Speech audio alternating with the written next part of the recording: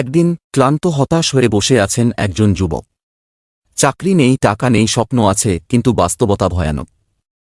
তখন একজন বয়স্ক চাচা তার পাশে এসে বললেন, চলো এক কাপ চা খাই। চায়ের দোকানে বসে দুজন কথা বলছে। চা চুমুক দিতে দিতে চাচা বললেন, দেখো বাবা, এই এক কাপ চা বানাতে কত কষ্ট লাগে। গরম পানি, দুধ, পাতা ও আগুন, সবকিছু একসাথে না মিললে কি হয়? যুবকটি অবাক হয়ে শুনছে। চাচা আবার বললেন, তোমার জীবনও ঠিক তেমন, সঠিক সময়, কঠোর পরিশ্রম, ধৈর্য আর বিশ্বাস একসাথে মিললেই আসবে সাফল্য।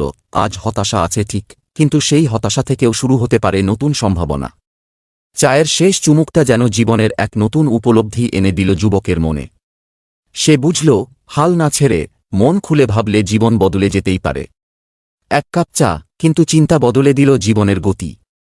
হয়তো আপনি শুধু একটু সময় ও একটু বোঝাপড়ার অপেক্ষায় আছেন।